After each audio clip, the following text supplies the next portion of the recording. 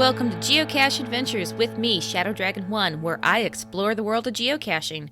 If you like the podcast, please consider leaving a 5-star review on Apple Podcast or the Geocache Adventures Facebook page. Or share it with somebody that you think would enjoy it. Word of mouth is a great way to spread the podcast. You can also join Geocache Adventures on Buy Me a Coffee. Just follow Geo Adventures, that's one word, GEO Adventures on Buy Me a Coffee, and get behind the scenes on every episode or become a member to unlock other exclusive content. Hey everybody, Amy, Shadow Dragon 1 here. This episode is actually a continuation of my talk with Brad from the last episode, GeoWoodstock interview with the organizer. After we did the cache highlight and things we kind of thought were wrapping up, Brad thought of a couple of other stories he wanted to share with me. We ended up talking for another hour.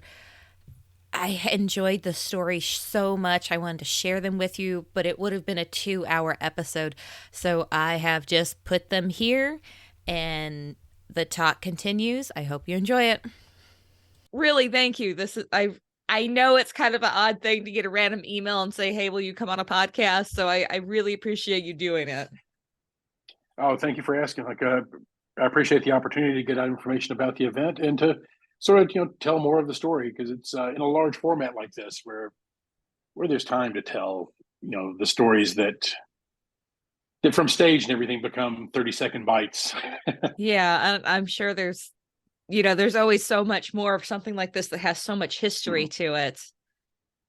It's hard to break it all down, but well, and of course, I spoke about the one that I helped host, and I mentioned a couple of the others by name, but at this point, we're about to go into number 19. It's even remembering the details of all of them. It blurs together a little bit, I imagine. It does. I'm and trying to think of things okay, that wasn't actually GeoWoodstock. That was us at that park before GeoWoodstock. For something else. Because I try to visit everywhere. When people, once we get bids in, and a lot of times, I'll get a bid. This year, we'll have a couple of bids. If they are assuming that the non-winning bids are good quality bids, I will try to make a point to travel there over the course of the next year, just to kind of go walk around the venue, the park where they're looking at doing things, because it makes a big difference. And we've had some that when I first saw them, I don't know about that. I don't know how that would work out, in the description. Mm-hmm. And then, I won't name anybody by name, but I get there, go into the venue, go okay, I see how this works now. Yeah, this makes sense. This is not what I thought. Doing the one in Cincinnati at the theme park, I wasn't crazy about that idea, because what's that got to do with geocaching? Right. But when we got there and I saw the venue, and it is in the theme park, but it's a whole area of the park, and they were not shutting down the park for the day, but giving us this whole big area that was our space. Okay. This is something that's new and something that's different and hasn't been done before. And I shouldn't put my thumb on the scales. I should let these people be creative and do their thing. And they did a great job. It was the first US Giga. Yeah, that's at this point, I don't know if you would know this offhand or not. How many people, do you have any idea how many people have marked as coming to this? Not for this year. Okay. Yeah. That's I haven't looked at it. I know it's lower than they want it to be, but that's everybody. It's lower. It's 1,500 or so is what sticks out of my head, but I don't know that. That seems high. It was 12. I don't have to take a look. Still a lot of people. And I don't have all my screens to be able to go look quickly. Not a problem. Because my phone was doing this thing. But yeah, it's and that's the crazy thing. Always, trying to plan these things. When you look at will attends, don't forget that, for planning purposes, a will attend is worth 2.4 to 2.8 people. When you're looking for lodging, because there are lots and lots of geocaching families. You've got 4 or 5 people using that one name. In my family, there are 3 of us, and all 3 of us have our own names, but that seems to not be the norm. A lot of caching couples together. So whenever you look at that number, yeah. So, when you look at that number, that's, it's like, you know, Johnny 3647 will attend. Well, Johnny 3647 may be Johnny and his wife and their two kids and the uncle that comes with them every once in a while and that kind of stuff. So uh, it is such a headache to plan for. And it is, I but can that's not just imagine. Like Woodstock. I am. That's any large scale event these days. Yeah, I mean, like I'm glad people do it, but I'm not Mm-hmm. envious of what they have to do to get it there. Like I'm not envious of them winning that proposal by any means, because to me it just sounds. I am obviously not the person to be doing this, to be a part of it, because I'm just like, just the sound of it sounds so overwhelming to me. Well, it's God bless them. I'm so glad there are people who still want to put it together, and um, I come to it from a kind of a funny place because maybe we should have talked about this. I didn't intend to host GeoWoodstock. I never put a bid together. The the reason that I am on the committee, the reason that I am one of the hosts, there was another committee that Joe had a couple of really good proposals, so he awarded it 2 years in a row. So he awarded 6 to California, outside Sacramento, Wheatland, California, and awarded 7. Went ahead and awarded 7 to another organization. Oh, at the same time? At the same time, well, yeah, because there were 2 good bids. He's like, that'll get us covered for the next 2 years. They'll have 2 years to plan it. In between the time that he let them know that they were going to be hosting, and time for the, and when we got close to GeoWoodstock 6, the entire they had elections, and all the people who had put together the proposal who wanted to host GeoWoodstock in that area had cycled off the board, and the new board didn't want anything to do with hosting it, and didn't even just want to let the group who had put in do it. Like they were, one of them had quit caching. They're always little things, but that group no longer wanted to host. And we didn't find that out until shortly before, weeks before the event in Wheatland, California. And Joe and I were talking one Thursday night over dinner. We're talking about what can we do? Because if we don't have, I've got to announce this thing next month. I was like, well, we can do it here. When we started looking at different venues and where we could do it, and we had that property, and I was like, we can do it on our place there, and it's right in the middle of a really nice little tourism town. It was a great location to have GeoWoodstock, and we just were there, and I was like, if we have to, we can do it, but keep talking to these guys. Let's have it in the original place. And we didn't know, and I found out for certain that we were hosting at midnight the night before GeoWoodstock, because that was and we were in California. I was walking down the hallway. Had been outside of the car and was walking back in, and Joe came out of his room and was walking down the hall, having just gotten off the phone with him because he gave him to the midnight deadline. Yeah. And I was, give me some good news. And he said, well, the good news is you're the host. Like, no, Joe, that's not good news. I am so glad that it did happen, because it was truly an honor and a privilege to be able to help lead the committee that did it. Because I didn't do the work. We had 10 people on that committee that did all the work. Once again, I just stood on stage and talked a lot while people were running around like crazy, making the event look great. And I'm very proud of the job that they did, that we did together. But and proud of where that left us. And now that I became part of the committee and worked very closely with Joe. From that point on, we were already working closely together on things because we were buddies and we did stuff together. Right. And Joe was a reviewer. I'm a reviewer as well. Joe was my mentor. He brought me on as a reviewer. So, but because we're working together closely as reviewers, then having GeoWoodstock, and of course, I helped him with the original. I put the trademark together for him. We were already working together, but to have the official position there and to be a part of something as wonderful as GeoWoodstock, it really was. It was an honor, and as much work as it was, and as much of a headache as it was, I am so thankful that he put that trust in us to be able to put it together. And that then, even though we're buddies and we did stuff together all the time, he pretty much kept his thumb off the scale with us. Even though we saw him every Thursday night, he would ask questions and stuff, and he worked with us like we were doing things. But we had all kinds of dumb ideas that he was like, hey, run with it. That I mean, it's one thing to plan to bid for it and put a plan and proposal together ahead of time. And it's a whole nother thing to have to pick that up like moments before they've got to announce it, and 24 hours before they've got to announce it, or however short. And you're basically, almost a year behind because you haven't planned anything. Oh, yeah, we haven't planned. We didn't even have a solid plan. I had a loose outline of here's what I think we can do.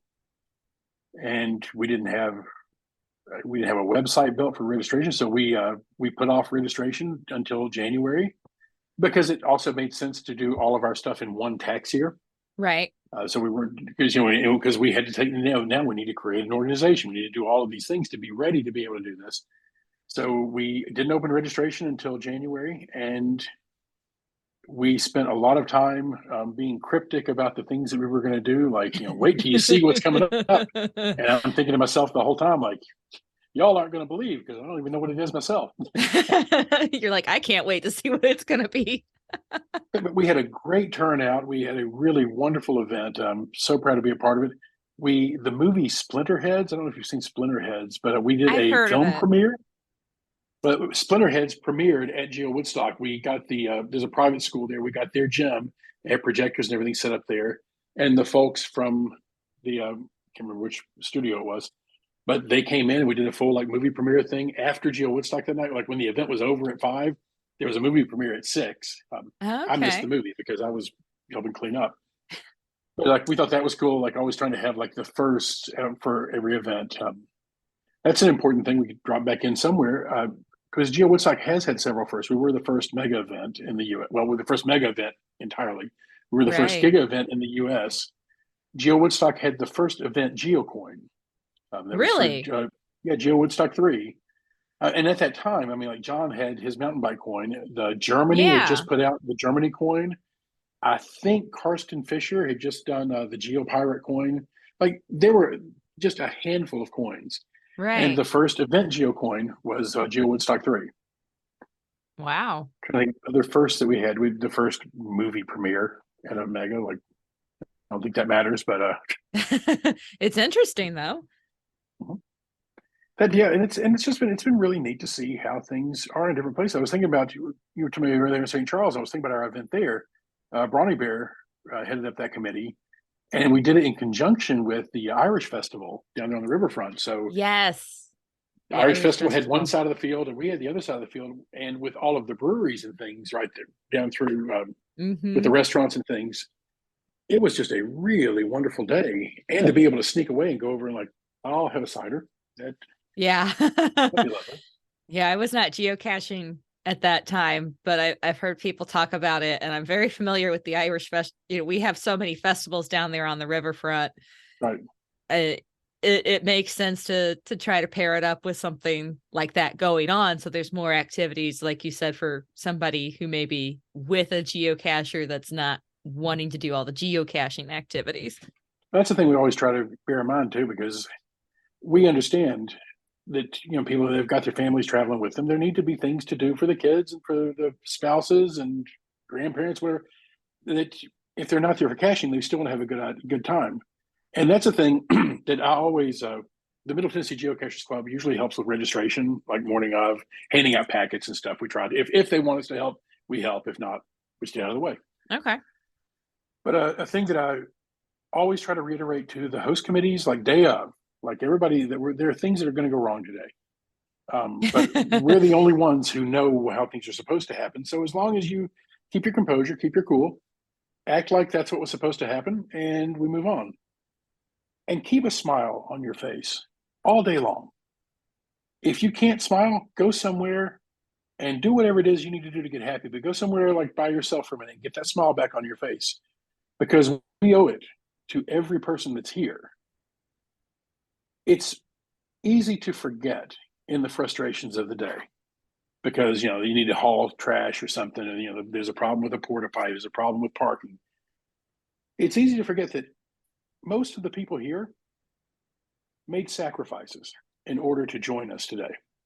When they were working second shift on a night they didn't want to work back last September, back when they worked a holiday shift in November or December in order to make a little bit more money, to set that money aside. People are saving for this vacation. There are folks who are making real sacrifices to be able to be with us today, who've been looking forward to this day since this time last year when they found out where they're going to get to go next year. And we need to honor that. We need to make sure that they have a good time here, that we make sure that we give them good value for what they gave up in order to be here with us today. And that, I think that's important. And we've had good luck with our hosts understanding that and understanding that it's not our event. It's an event for the community. It's an event for the people who are here today. And people had to make decisions in order to get there. Right. And there are folks who really had to decide, are we going to take the kids to the beach this year, or are we going to go to GeoWoodstock? There are times when we've had to decide, you know what, we're not eating out this week because we need to lay some money to the side because we've got big travel and because we're going to be there for GeoWoodstock. Yeah. And that is an important thing. You know, you don't ever want that to be lost, in that the reason we do this is for the people who come here and give us the opportunity to serve. Sorry, I got kind of soapboxy. No, I love it, because it's something that when you're just attending, you don't think about it. And that's something that the hosts do need to think about. Well, it's easy to forget it as a host. And that's the thing Yeah. that to me is always important. I know we've had times in our lives when we struggled and it was we had to make hard decisions to be able to make things happen. Yeah. And even if it doesn't matter how much money you got, how much freedom you got, everything else, every person that's there made a decision to spend their time with you. And you owe them something for that. That you came out, then you deserve a smile. You deserve a handshake. You deserve a hug. You deserve to have a good time. You deserve to be seen as a person because you're there and you're a part of this community. And the bonds that we are making are the community. Yeah, honor and a privilege to be a part of that. Now, you don't have to answer this next question, but since we've just kind of talked about that, popped to my head, you don't have to answer it. You don't have to say when or who or anything, but have you ever had a bad host experience with GeoWoodstock? Sure. I was a bad host. I know that. The committee that had to deal with me, those guys were horrible hosts. You know, there used to be a thing on the forums, and I think it was Snoogans who said it. I hope I got it right. I think it was Snoogans. The great thing about geocaching is that it is open to anyone. Any person can show up here and pick up a GPS and go find this and join this great community. That's the best thing about geocaching. The worst thing about geocaching is that the community is open to anyone, and anyone can pick up a GPS and go find a geocache and join this community. I don't think we've ever had a bad host. I know that we've had hosts where we butted heads over stuff. Even if I trying to keep our fingers off the scale, just disagree about things. People ask me something, I'll give them my opinion. I'm outspoken and exuberant. So if you ask me my opinion, I'm going to give you my opinion. And if I disagree with what you're doing, that doesn't mean stop doing it, but I disagree. Right. But no, we haven't. We've been blessed. And I think part of that has to do with the great work that the committee that I'm speaking for does beforehand. I've met this guy. That's the reason that we travel around and meet folks. I don't think that we've ever awarded the event to anyone that I hadn't met before. Okay. Because one of the things is one of the requirements to host the event is that you have to have attended a GeoWoodstock. And we tend to be there all day meeting folks. So, I don't think folks that would be bad hosts are drawn to this sort of thing. I think that what really, what separates, it doesn't separate our hosts from other hosts. It's all of the mega event hosts. It's all of the big regional event hosts. There is this this need inside, you can see it in them, this call to service. And if they understand that to create an opportunity for the community to come together is to serve the community. And they honor that across the board. And to be honest, the folks who don't get that don't last. they host their one and done, and they don't come to GeoWoodstock generally as a prospective host. It's a GeoWoodstock is a big daunting thing, and like we haven't seen. We've had some big egos host. Mine's probably one of the biggest egos that's ever hosted it. But even as big as my ego is, one of the things, like one of my like core memories, you have those things that like you feel like, like when you're having a moment and you feel yourself change during the moment. Okay. Was absolutely for me at GeoWoodstock 7. No promises I won't get weepy. When that was said and done with, we've been there all day. We've been working on this thing for a year, and we've had the culmination. It's all there. It's over. Joe made the announcement from the stage that the next year we're going to be in Seattle, Carnation, Washington.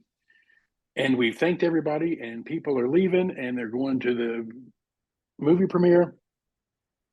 I sat down for the first time all day. And the only reason I sat down was because I had promised Sonny Portaccio, he was doing his podcast, and he wanted to do an interview. So into the event, and I'm exhausted. Everything's over. You just like sit down, and when you sit, you just like melt into the chair. And of Yeah. course, Sonny's got a chair beside me, and he's asking me questions. And honest to goodness, I don't think I ever listened to the podcast. I don't like to hear myself. So as much as I like to hear myself talk, I don't like to hear myself talk.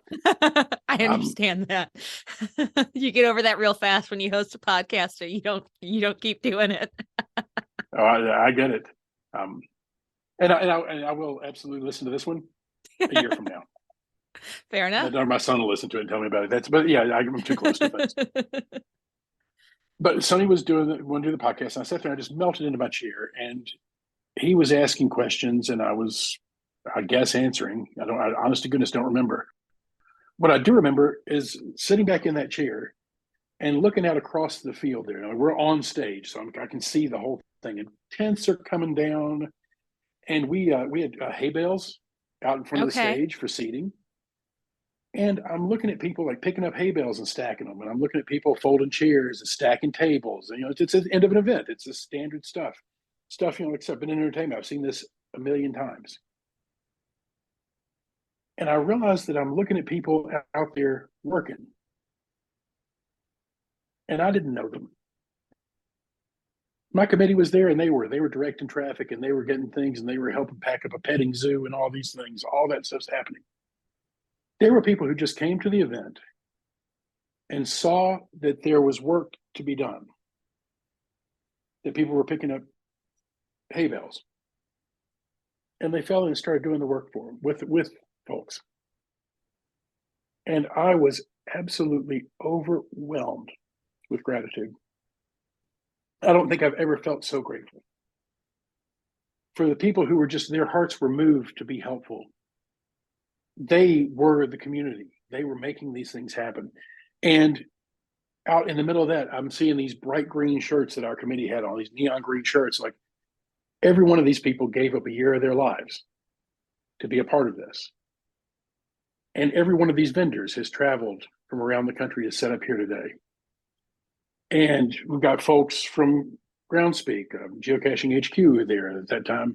Sean was there, and dear friend, Miss Jen, who I barely knew at that time, were there. They were all there helping and watching. And all these people had come together to make the event a success.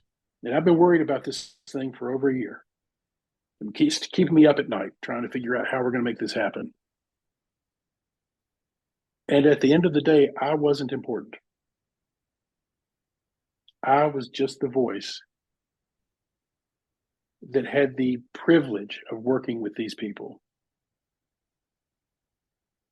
And I have never forgotten that feeling of gratitude, of seeing the people working out there. And I feel like it changed me fundamentally to remember how important this community is, and that what Joe was trying to do from the beginning and bringing people together, that is really the key, and that it doesn't matter where we do it. It doesn't matter whether there are 5,000 people, 500 people, 50 people, or 5 people. The reason we have events is to connect with each other. Being able to host a GeoWoodstock is an incredible opportunity to connect with thousands of people at one time. I think we did a good job. I'm proud of what we did. But what matters is that those folks were there and they had a good time. And they had such a good time that they were picking up trash. They were, not that there was much trash, we're a cash in, trash out community, but that they were there helping clean up. Nobody does that after a concert. You don't go to a football game and clean up the stadium. Maybe we should, but we don't. GeoWoodstock, the community makes it happen. And that's all that matters, is the community. Sorry, I'm rambling there, but No, that's awesome. It really was one of those things like that in the moment, like when I realized, like, I'm sitting there, like, and I know I got distracted talking to Sonny was asking questions, and I'm just watching people, and fundamental change the way that I see other people. Wow. So a lot of the things that I'm saying earlier on about, seeing people as people, seeing the humanity in people, the diversity of voices and things. In that moment, looking out there, like, I mean, it's just, it's impossible to describe how it can affect you to see people that you don't know, who don't owe you anything, doing things because they feel an obligation to be a part of the community. And maybe that obligation is what makes community. These ties, these bonds that we have with one another is what makes us a force to be reckoned with. Like that as geocachers, we are part of this global family. And think about that, like when you travel and you go into areas, like, and I've traveled all over the world geocaching. And when we're headed into a new, like, just hit the local forums or hit a local Facebook group and say, hey, I'm going to be in Portugal. What's going on this week? Or even if you don't reach out, just going to an event in another country and having somebody come over there and go like, okay, I'm going to translate for you because your Portuguese is terrible. So, their English is better than my Portuguese. So they're translating and and being like, we spent a week in the Azores and we went to an event. And the next night we were having dinner at a cacher's house because they wanted to share their country. They wanted to share their culture and things. And we were there. And we were already okay because we were members of the same community. So, that's awesome. Strong bonds, tenuous bonds. The bond's what matters. Sorry, rambly. No, I love it. I love it. I've heard so many people that tell stories of, they were at an event or whatever, just met the person, but because they were both geocachers, they instantly had this connection. So yeah, let's drive 2 hours out to the middle of the desert to go get this geocache because Absolutely. We're both geocachers. So we're family. Mm-hmm. I've never met you before. We just showed up at an event. Oh, you don't have a ride? Okay, I'm going to give you a ride home. Absolutely. And it's all just because of geocaching. Yeah, it's because, and the crazy thing is like, I'm thinking about the people in my life who we met at an event and went and found a cache together. And then we saw at another event and went and found another cache who were there the day my son was born, whose weddings I've been in. Like the beginning, the geocaching is the introduction. Yeah. But then it grows into true friendships and grows into a family bond. If we're lucky. And that's it, and Joe absolutely was family. And somebody said one time he was like a father figure. And I say, he was not a father figure. He was like a weird uncle figure, like a creepy uncle figure. No, I loved him dearly, and I miss him every day. But yeah, I mean, and he would drop anything to take care of things. There were times I was out of town, and and my wife had a minor car accident. Geocachers like dropped everything, went to take care of her. Joe popped up at the house. We tear something up, and I mention it to him, and half hour later, he's there at the house with tools, ready to work. Yeah, it's a lot of memories tied up with that fella, with a lot of folks from all over the country. And it is it's funny. I don't know how long this ride is with GeoWoodstock or with life, and you have to look at, like, at some point, like, nothing lasts forever. At some point we have to pull the plug and say we're done. And we talked about that some for this year. Like, is 20 the right time to just say, oh, we're done with this? And a dear friend asked me what I really thought about it, because I discussed with her a couple of times, like, where do we go? Where's the future? The event's done like all the things. It's had all these firsts. It's been great, and it will always be the original mega event. Yeah. It's its own thing. I mean, there's nothing left to prove. All we can do is continue to serve the community. And how far do we go? And she asked me, she's like, so why keep doing it? And I broke down crying, absolutely broke down crying. I mean, and not like rolled a gentle, shed a manly tear. I was bawling. Like, I was trying to keep from embarrassing myself by making horrible noises. And when I regained my composure, I'm like, because Joe didn't give it to us to run, to kill it. He made sure we were here so it would continue when he didn't. And I don't know how far you go with that. I don't know how long that race is. I don't know how far we run. But I know as long as it's viable, we're going to keep things going. And if it gets to a point where it doesn't make sense anymore, then it won't make sense. And we will lay it to rest along with Joe's memory. It's a good legacy. And the entire committee and all of our hosts are a part of that legacy. And it is an absolute honor to be able to help continue that little event that he said not to bother coming to, because it's not going to be that big a deal.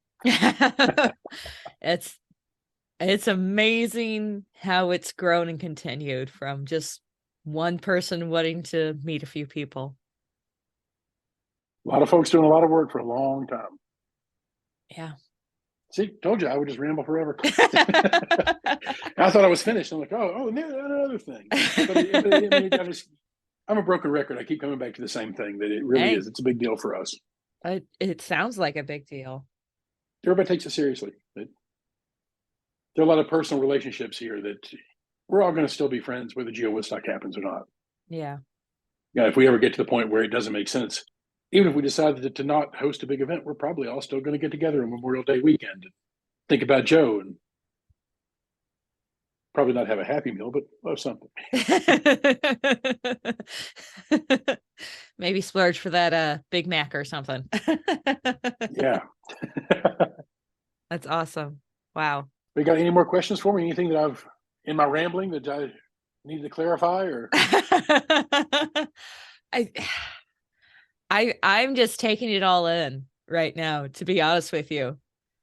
I might think of something later, and I may have to hit you up and ask you a question and edit it in or something, but absolutely. If we need to do a follow-up, just let me know. Nearly 20 years of history. I mean, there's just so much. And that's the thing. And then the problem with this is, no matter how long the format is, unless we're going to do like a mini series and like do 8 episodes, you can't cover episodes. It all. Yeah, you can't cover it all. Each and every event had something that made it special, and you could talk about that event and what we did here and what we did in the other place. And there are great memories for all of them. But even it all does come down to the same thing. I mean, it really does. Like, I hate to be a broken record, but it does. At this GeoWoodstock, we saw this amazing local feature with these people. Like, it always comes back to the people. And, in Sellersburg for GeoWoodstock 10, it was super hot. They were it was over 100 degrees and there was no shade. And there was, it was very unusual, and everybody was burning up. And we had a great time sweating together in black t-shirts. One time it's super hot, there are no clouds. We had black t-shirts that year. But yeah, everything, when I start thinking about the memories of GeoWoodstock, of course, my stuff bounces back to a lot of the earlier ones, because to me, it's tied with Joe inextricably. Like, I can't think of one without the other. So 13 was the last time he was with us. And 14 was the hardest speech I've ever given in my life. was the first time that I had to stand up there and make the announcement. And I spoke about Joe there because that's where we did a celebration of life thing for him, but his eulogy was at GeoWoodstock 14. Oh, wow. And that was, once again, broke a record. Honor and a privilege. Damn hard to do. I bet. In front of thousands of people who because that's the problem. I was doing really well on stage. I'm like, I even had notes that day. I was looking through and I was fine as long as I was looking out over that big crowd. And then I got down to the corner and there's my buddy Jen and showed me the cache, both of which had been to every GeoWoodstock. They were there at the first when they part of the group that had been to every event. And Bob, Joe's brother, all standing over there together, and they were crying. And boy, when I saw them crying, it was hard to keep it together, I bet. Yeah. So, good thing I don't have a problem crying in front of people because I cried in front of a bunch of people that day. But yeah, that's every time that I think about one of the events, I think about the people that were there that day and the things that we did together. And whether you say community or family, it really does come down to the people. And GeoWoodstock's not special because of that. Midwest GeoBash has a family that we see there every year. GeoCoinFest has a family we see there every year. Moga has a family. Like you have these strong ties in all of the events.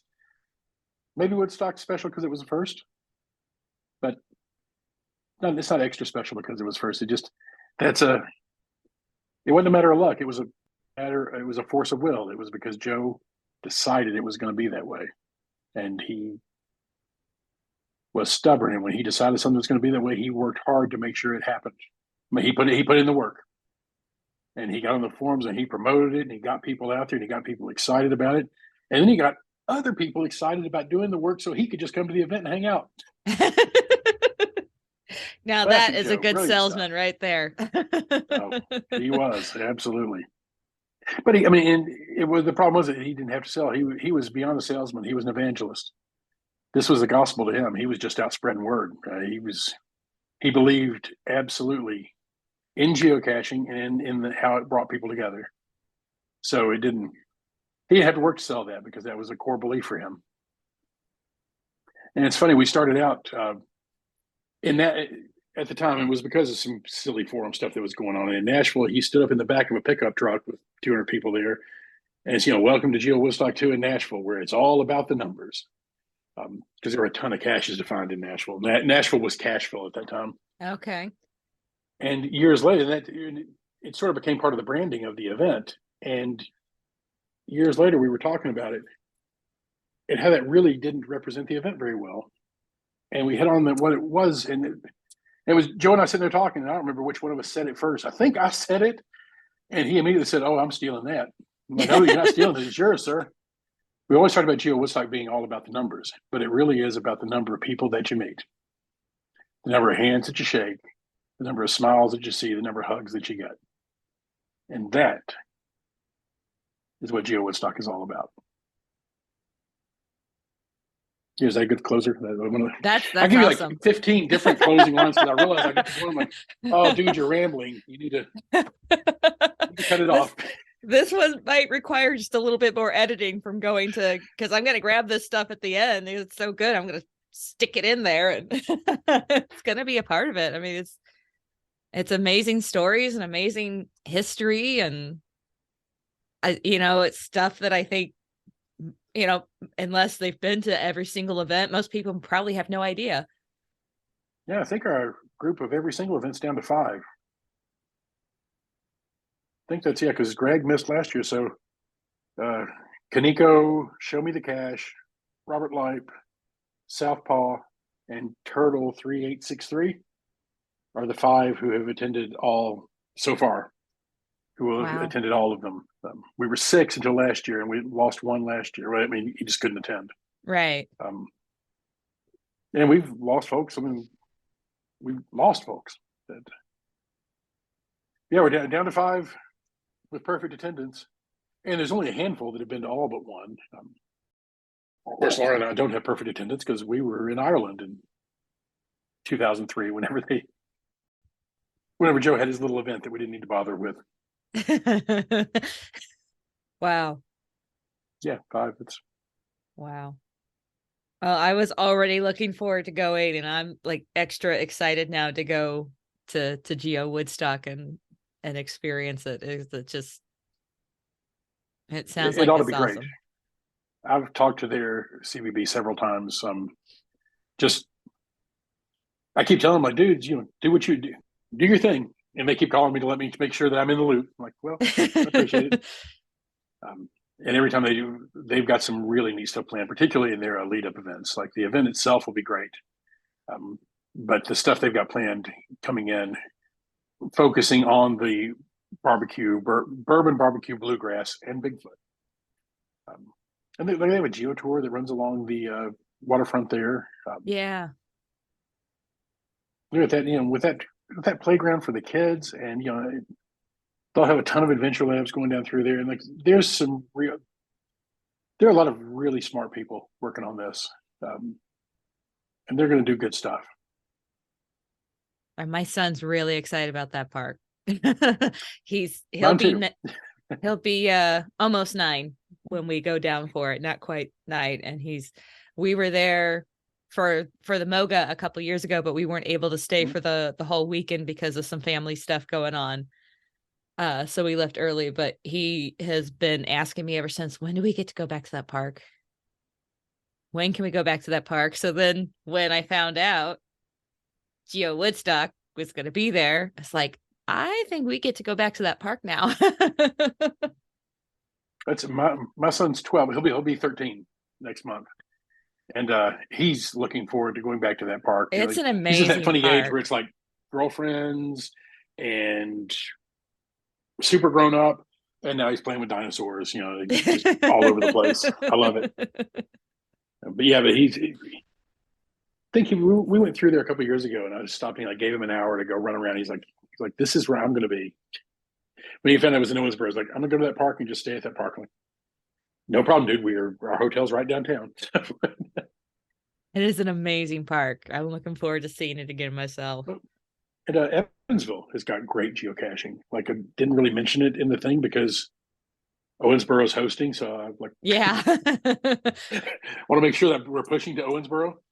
But Evansville is less than an hour. And like, if you're just there as a cacher, there's some great caching there. They've got some great adventure labs. There's a ghost series there. And they've got the webcam inside the library. That's the haunted library. Yes. The ghost cam inside the library. Yeah.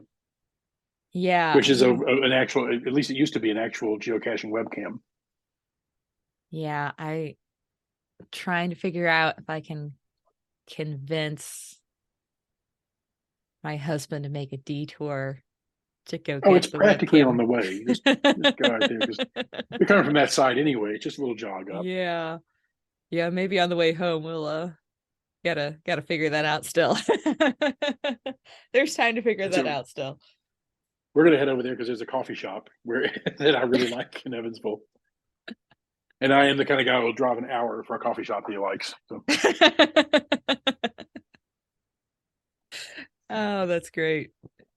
All right. Well, if you run across anything and you want to do a follow-up, if you have follow-up questions, an email, or if we need to get back on and record 3 sentences or another hour to do, a thing for the DVD, the extended scenes for the DVD. Yeah, extended cut. That's it.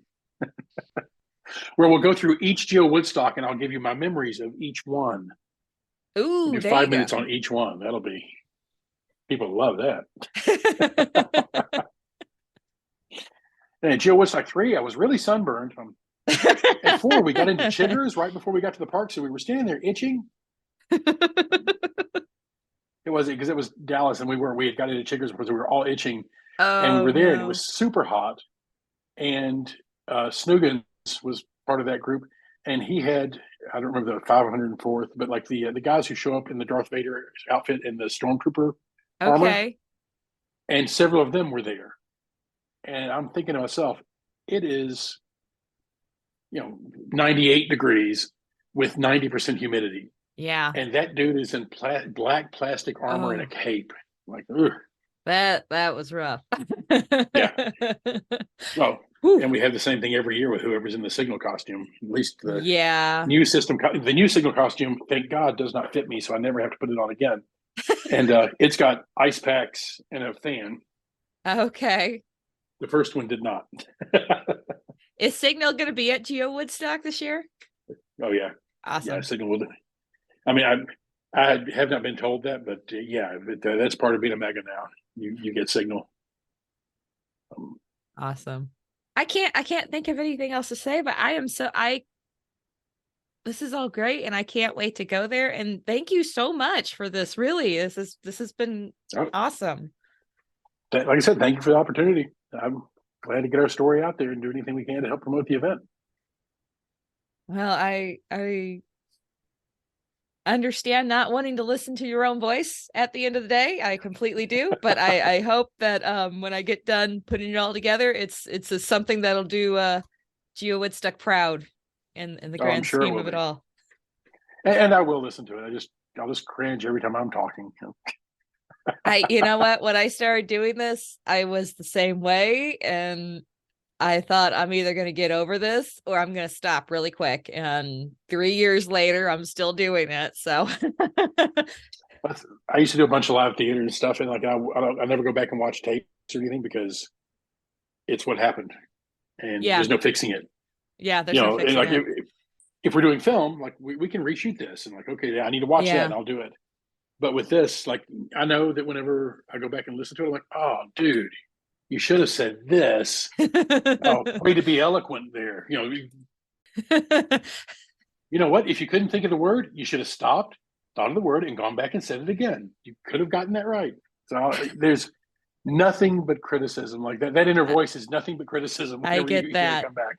I get that. But in all honesty, those little moments where you're at a loss for words and it takes you a second, it happens to me too. And I'm trying to think of, because a question will come to mind. I'm trying to think of how to phrase it there in the spot. It just makes it so human. And I feel like I that kept just from makes crying. it more, yeah, it just makes Choked up it a couple of more times, but I kept from crying. relatable, I feel like. Because, there's a lot of podcasts out there where they're just so polished, which there's nothing wrong with that if that's how you want your podcast to be. But like you said, it's about the community. I just like the human aspect of it because it just makes it more real, more, it just more interesting in my opinion. So, but I also completely get going, oh, why did I say it that way? And because I've been But on other podcasts talking about stuff and I listen back and I'm like, oh, why did I say that? then when you hear it back is when you hear all the like, uh, mm, ah, mm. Like, dude, use your words. Don't Yeah. well, Yeah. but it is, and Yeah. then It the other happens. thing I always hate is I tend to because you're describing the same things. Like I probably said community 7,000 times tonight because I keep coming back to that and saying things like honor and privilege because an honor and privilege is one of those things that's such a cliche to hear people say it's an honor and a privilege, but But it really is. sometimes it's an honor and a privilege, Yeah. and there's no other way to say that. And it's absolutely true in this case.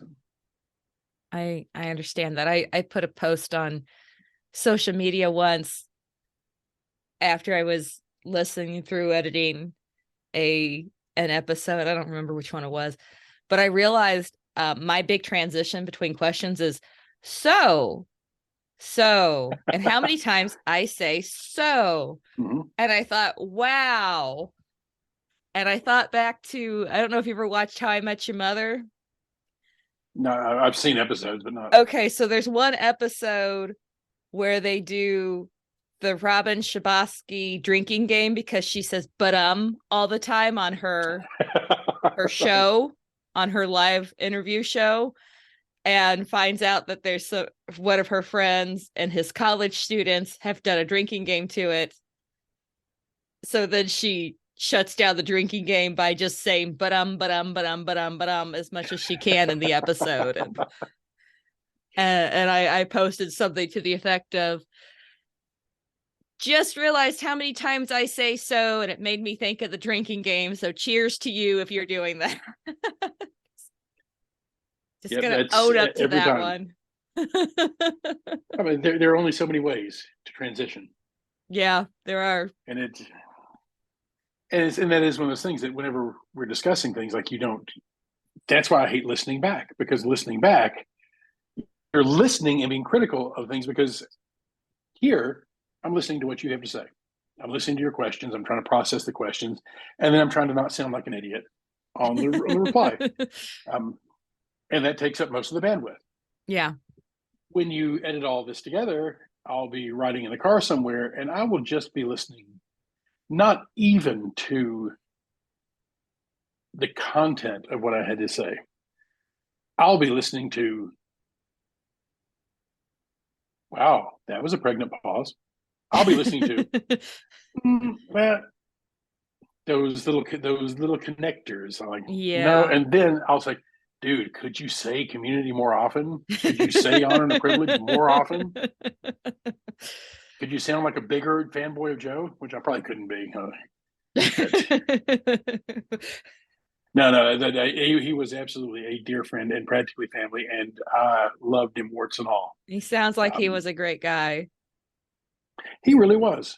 I mean, he was a jerk about some things and everything, but Well, we all get we that all way are. sometimes. Yeah, Yeah. that's the thing. Like I don't polish him up too much, because he was human just like the rest of us. But he really cared about this game, and he did really good things. That one of the funny things about Joe, like there's an article that comes out most every year in First to Find magazine at the GeoWoodstock edition. I rewrite it to update it, but the update is literally like changing the year.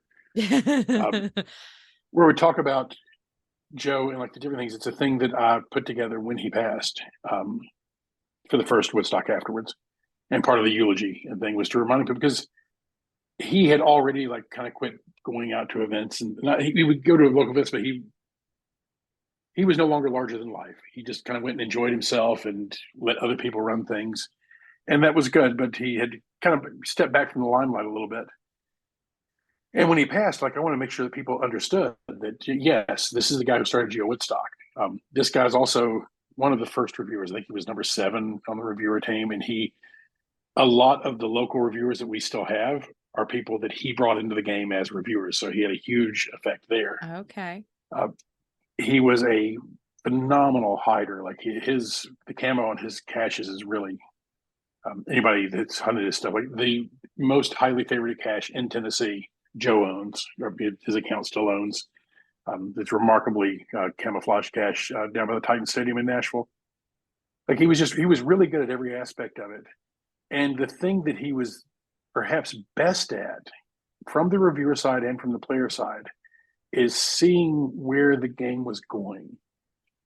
That as micros became more prolific, as you started having many more urban hides versus everything being in parks, he could see the problems that was going to cause.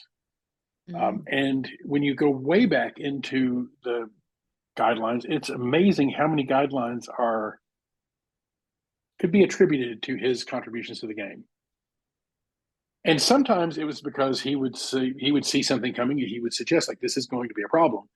And the other reviewers and the lackeys would come and be like, oh yeah, let's fix that. Other times they would say it's not a problem. So he would go do it.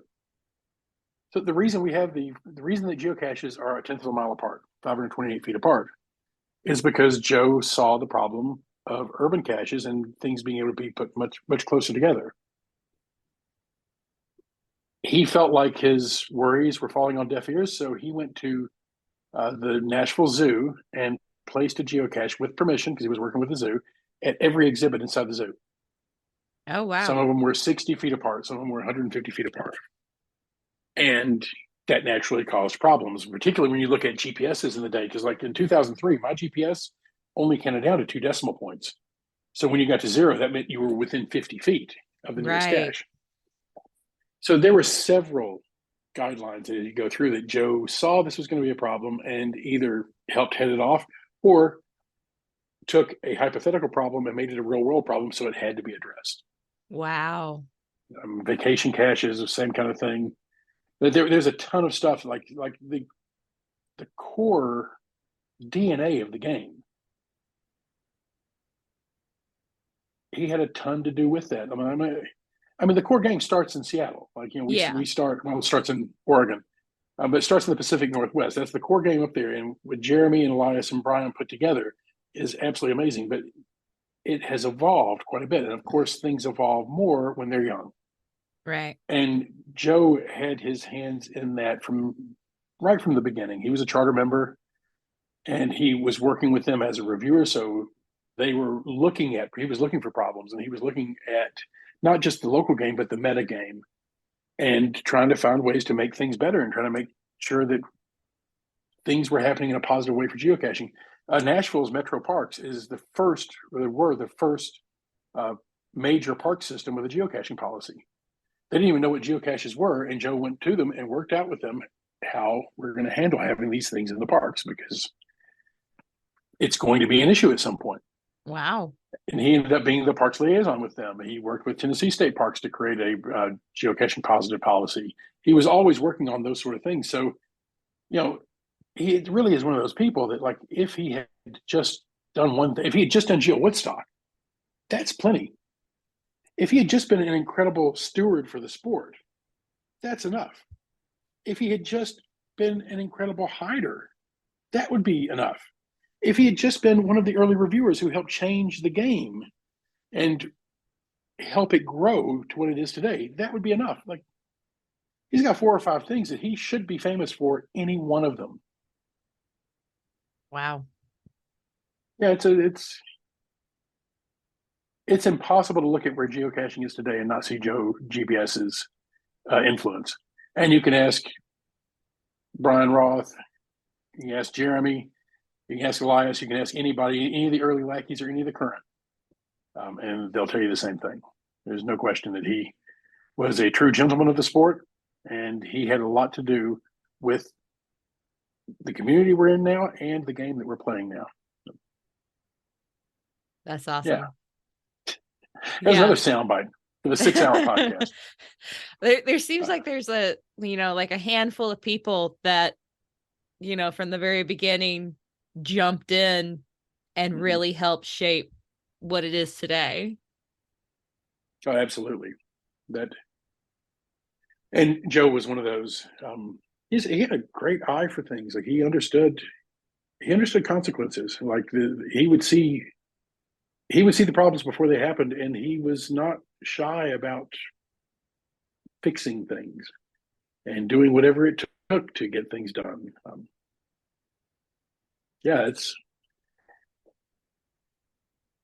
That's kind of, I think that's why we gravitated to one another, both being kind of problem children. And as a reviewer, I was a thorn in his side while he was reviewing, because I would look for things and look for loopholes and try to figure out, what can we do, what can we get away with.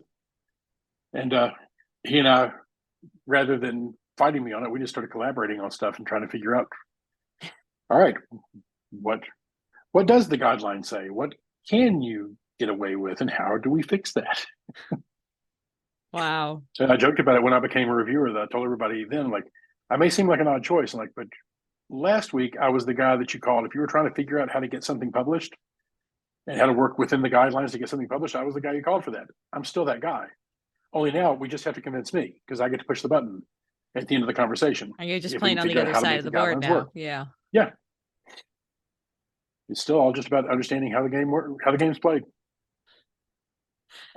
That's awesome. And I don't know, should I say that I'm Brad Simmons and I'm Monkey Brad in the geocaching world? Because I never introduced my geocaching name, but you can. It's up to you. Well, no, that's who I am. They're looking for who Brad is. I'm Monkey Brad. Not hard to find me out there in the world. I've been geocaching for 20 years by the time this comes out, and I've been reviewing for 13, 14 years, somewhere in there. I'm former president of the Middle Tennessee Geocachers Club. I wrote the 3rd edition of the Complete Idiot's Guide to Geocaching. Oh, really? Yeah, that was fun. I've probably done some other stuff in the sport. I don't remember.